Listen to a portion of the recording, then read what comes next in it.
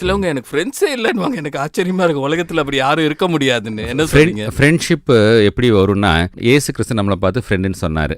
எப்படி அவர் ஃப்ரெண்டுன்னு சொன்னதை நம்ம சந்தோஷமாக ஏற்றுக்கொள்கிறோம்? அவருக்கு உண்டானதை எல்லாம் அவர் நம்மக்கிட்ட கொடுத்துட்டார். அவர் ஜீவனையே கொடுத்துட்டார். அப்போ கொடுக்கறதுல தாங்க ஃப்ரெண்ட்ஷிப் இருக்கும். நான் செல்ஃபிஷாகவே இருந்துட்டா ஃப்ரெண்ட்ஷிப் இருக்காது. ஏன்னா we share things with friends. Correct. ஒரு ஹியூமனுக்கு இன்பில்ட் ப்ரோக்ராம்டாவே இருக்குங்க. நீங்க ஒரு பாயிண்ட் சொன்னீங்க, என் ஒய்ஃபு கிட்ட ஷேர் பண்ணாத விஷயத்த கூட நான் ஃப்ரெண்டு கிட்ட ஷேர் பண்ண முடியும்ட்டு. ஒய்ஃபே ஃப்ரெண்டா இருக்கலாமே. இப்போ எத்தனையோ பேர் ஃப்ரெண்டை ஒய்ஃபா மாத்திக்கிறாங்க இல்லையா? அப்போ ஒய்ஃபை ஏன் ஃப்ரெண்டா மாற்றக்கூடாது? இல்லை, அது கரெக்ட் தான். அது ஆனால் ஒரு பாயிண்ட் ஆஃப் இதில் நான் உன் ஃப்ரெண்டு இல்லை ஒய்ஃப்னு அவங்க நிரூபிச்சிருவாங்க. ஒய்ஃப் நடுவில் வந்தவங்க தான். புரியுதா? ஃப்ரெண்டு நம்மளுக்கு சின்ன பிள்ளையிலேருந்தே கூட வரலாம், நம்ம ஃப்ரெண்ட்ஸ் இருக்கலாம். என் ஃப்ரெண்டு ஒரு வேர்டில் சொன்னால் கூட புரிஞ்சுக்குவான் அவன். ஓகே. நம்ம ஃப்ரெண்டு கிட்ட போய் வல வல வல வலன்னா நான் சொல்லவே மாட்டோம். மச்சான் அவ்வளோதான் இதுடா அப்படின்னா அவன் புரிஞ்சுக்குவான். நீங்க சொல்ற இந்த ஃப்ரெண்ட் எப்படி தெரியுங்களா? உங்க பெருமூச்சை புரிஞ்சுக்குவார், உங்களுடைய கண்ணீரை புரிஞ்சுக்குவார்.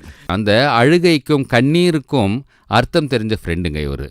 சங்கீதத்தில் சொல்லப்பட்டிருக்கு, உங்களுடைய கண்ணீரை எல்லாம் எண்ணி துருத்தியில வைத்திருக்கிறேன். ஸோ நீங்க எவ்வளோ கண்ணீர் விட்டீங்கன்னு உங்களுக்கே தெரியாது, பக்கத்தில் இருக்கவங்களுக்கு தெரியவே தெரியாது. அவங்க வந்தோடனே நீங்க கண்ணை தொடச்சிட்டு சிரிச்சிட்டு ஹாயின்ட்டு போயிருப்பீங்க.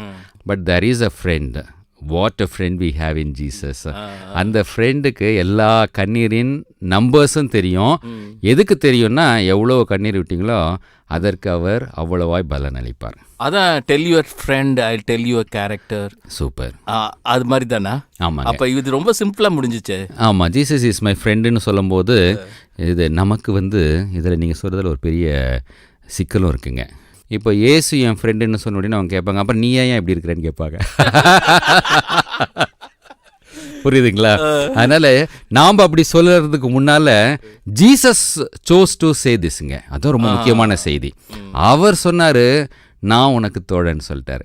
அப்போ அவர் தன்னை பாவிகளில் ஒருவராய் காண்பித்து கொண்டார். அவர் பாவம் இல்லாதவர். புரியுதுங்களா? அவருடைய மகத்துவம், மேன்மை. நான் ஃப்ரெண்டுன்னு சொன்னா அவருக்கு அவமானம். ஆனா அவர் என்ன ஃப்ரெண்டுன்னு சொல்லுகிறது அவர் பெருமையா நினைக்கிறார். What a great God we have. இது உங்கள் வெற்றியின் நாள்.